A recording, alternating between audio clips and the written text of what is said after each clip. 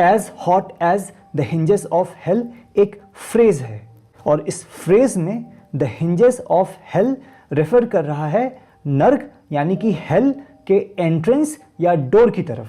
हम कहते हैं ना नर्क में बहुत गर्मी होती है, हमें डराया जाता है कि नर्क की गर्मी में तुमको तड़पाया जाएगा अगर कुछ गलत काम करोगे। तो बस ये बताने की कोशिश कर रहा है ये फ्रेज कि जो गर्मी नर्क में है वैसी ही गर्मी जरा सोचो कि उसके एंट्रेंस पे कैसी होगी, उसके डोर पे कैसी होगी। As hot as the hinges of hell उसी की तरफ इशारा कर रहा है। तो इसकी मीनिंग पहले हिंदी में देखते हैं। बहुत ज्यादा गर्म एक सशक्त यानी कि स्ट्रॉन्ग वर्णनात्मक वाक्यांश यानी कि डिस्क्रिप्टिव फ्रेज जिसका इस्तेमाल मौसम, भोजन या वस्तुओं में बहुत ऊंचे, अक्सर असहज या असहनीय तापमान को दर्शाने के लिए किया जाता है।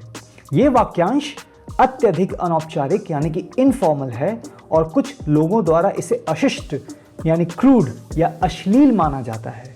क्यों? हम हेल को यूज नहीं करते हैं फॉर्मल सेटिंग में। अगर हम किसी के सामने व्हाट द हेल बोलेंगे तो इंसान बुरा मान सकता है। इनफॉर्मल सेटिंग में दोस्तों यारों के साथ बोलते हैं, लेकिन फॉर्मल सेटिंग में ऑफिस में, लेटर में, ईमेल्स में हम इसको अवॉइड करते हैं। तो इसकी मीनिंग इंग्लिश में देखते हैं। Extremely hot, a strong descriptive phrase used to indicate a very high of an uncomfortable और अनबेरेबल टेम्परेचर।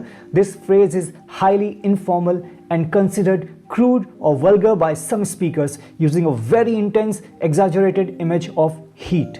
इससे कुछ examples देखते हैं। Example 1 है The blacksmith's shop was as hot as the hinges of hell in the afternoon. इसका translation Hindi में दोपहर में लोहार की दुकान as hot as the hinges of hell थी। Example 2 The sun today is as hot as the hinges of hell. Let's stay inside. आज सूरज as hot as the hinges of hell है, चलो अंदर ही रहते हैं।